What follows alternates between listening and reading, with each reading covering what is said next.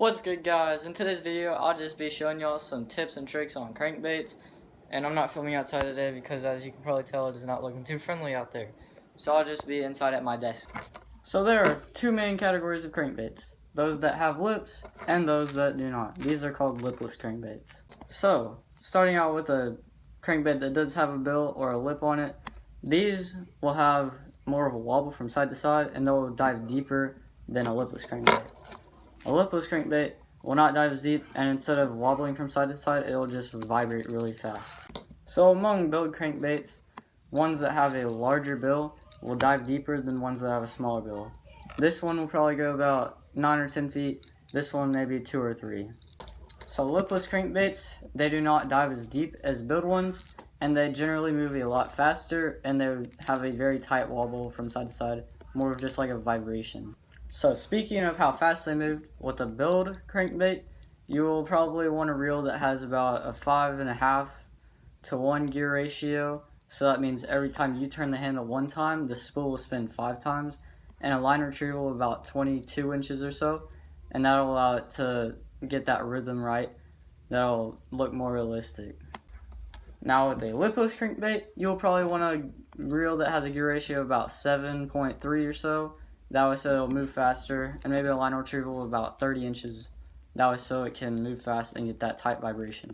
So now that we've gone over gear ratios and speed and depth of crankbaits, I'll now move on to the color schemes, what type of water to fish them in, and what time of year to fish them in. So if you're fishing in real murky water, there's low visibility, then I would go something like this that's less natural, because that will work better in more stained water that's murky, instead of something that looks natural. Now if there's some very clear water that you're fishing in, you can use some more natural color schemes, so that'll look more like the natural prey of a bass that they can actually see, instead of in murky water when they can't see it.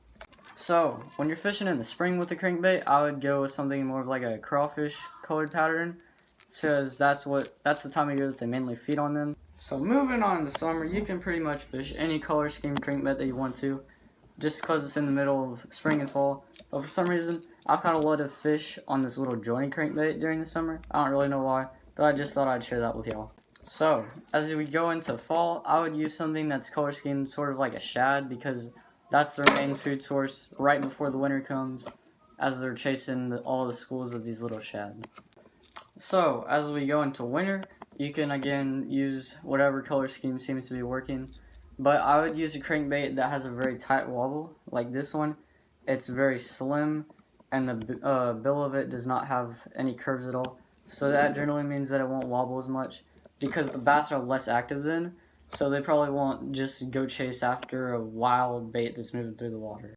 That's all I got for you today on crankbaits. Hopefully you'll find that helpful, and now it's time for the verse of the video. So today's verse is coming out of Galatians 1 verse 10, and it says, "Obviously, I'm not trying to win the approval of people, but of God. If pleasing people were my goal, I would not be Christ's servant." So, our goal in life isn't to become popular or try and make people think good things of us. Our goal is to do things that make God happy. So if you have a feeling that you should do something that you know is right, but you're scared that people will think that you're weird or something because you're doing it, just do it anyways. Because it doesn't matter what other people think. It only matters what God thinks. Because being popular doesn't make you a Christian, and being popular does not get you to heaven either. That's all I got for you today, guys. If you found those tips helpful or enjoyed the rest of the video, please like and subscribe. Have a blessed day, and remember to keep God number one.